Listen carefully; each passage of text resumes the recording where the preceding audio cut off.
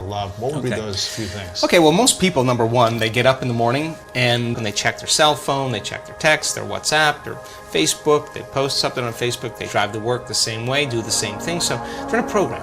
They've actually lost their free will to the program. Wow. So if you start your day, and you start your day with this simple question, what is the greatest ideal of myself that I can be today?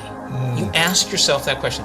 Now listen, your body's going to go like, well, we got to get a cup of coffee, and you got to. I'm tired. Yeah. And you got to go, body. You're not the mind. I'm the mind right now. You're going to sit here. I'm going to feed you. You're going to get your coffee. You're going to do all those things. But right now, this is my time. You're going to obey me, right? So now the body's no longer the mind. You're the mind. And so when it wants to get up and you become aware of it and return back to the present moment, every time you do, that's a victory. Wow. And you're changing some aspect of yourself. So then ask yourself, I do this all the time, write down 4 thoughts that you're going to stay conscious of the whole day. I can't, it's too hard. You'd be surprised the moment you become conscious of what those thoughts are, how unconscious you've been to them all day, for weeks on end. Write down what you speak, how you speak, 4 things you want to change, how you act. How do you act? Do you complain? Do you blame? Do you make excuses? You feel sorry for yourself? That's a victim consciousness. What emotions do you live by? Is it possible that you're so used to living by guilt you don't even know it's guilt, it just feels like you?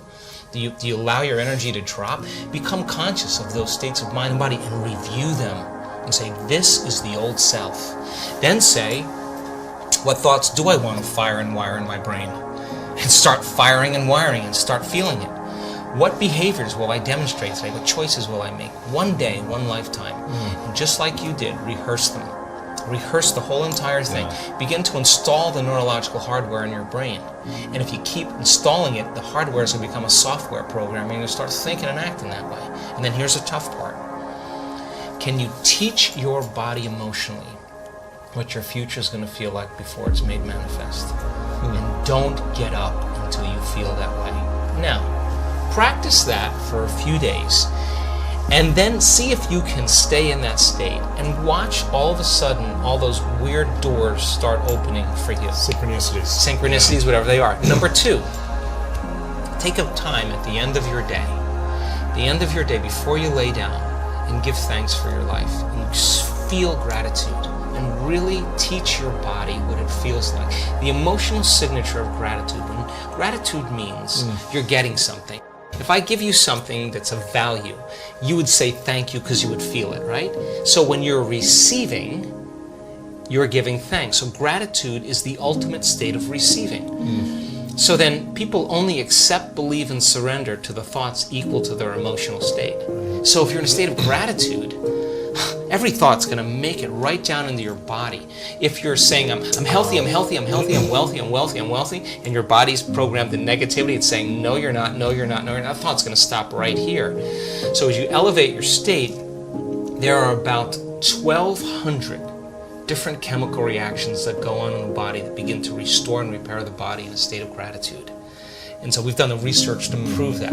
10 minutes, and just feel it with all of your heart. That's it. Wow. Third thing, and very important, take time, whenever it is, sit down, close your eyes, and begin to just open your awareness to the space around you and just sense it and pay attention to it and become more aware of it. The act of opening your awareness begins to reduce the stress hormones and creates more coherent brainwave states. And I'm doing it right now. And it's just a practice. Yeah. It's just a practice. And the more you do it, the better you get at it. Wow.